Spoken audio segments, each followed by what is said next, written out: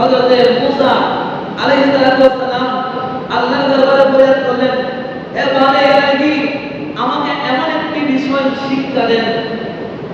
মুসা কালিমুল্লাহ যিনি সরাসরি আল্লাহর সাথে কথা বলতেন, যার কারণে মুসা কালিমুল্লাহ বলা হয়।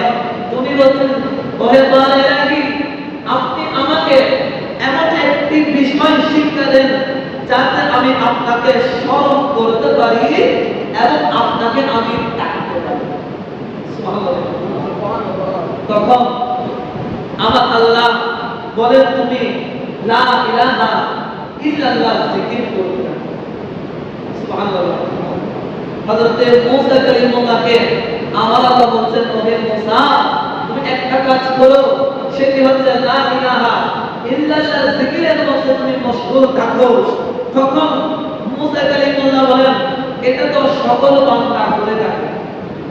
মুসা বলেন, আল্লাহ আপনাকে বললাম আমাকে এমন একটা জিনিস শিক্ষা দেবেন যেটার কারণে আমি মালিক আপনাকে রাজি করতে পারবো, আপনাকে স্মরণ করবো, আপনার জিকির করবো, আপনার ইয়াদারি করবো, আপনার কৃতজ্ঞতা প্রকাশ করবো, শুকরিয়া আদায় করবো।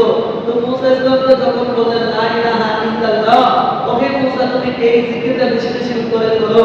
তখন মুসা বললেন, ও আমার মালিক, এটা তো সকল বান্দারা করে থাকে, আপনি আমাকে একটু ভিন্ন একটি দোয়া আমাকে শিক্ষা দেন।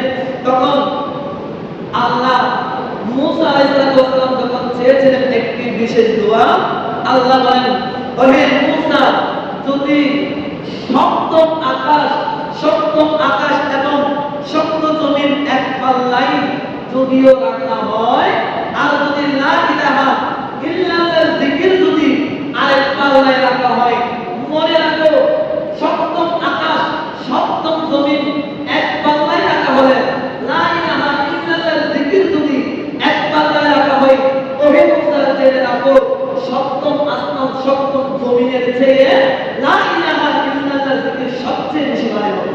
সুবহানাল্লাহ।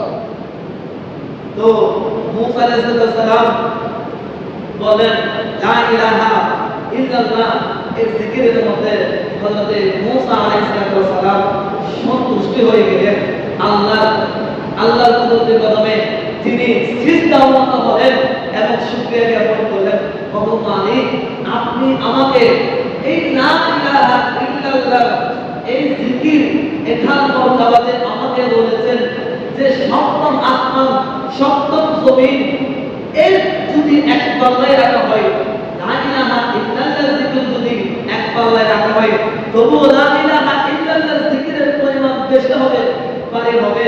তখন আমার আল্লাহ হযরত মুসা আলাইহিস সালাম বলেন, ওগো মুসা, তুমি বেশি বেশি করে যখন জিকির করবে, আমি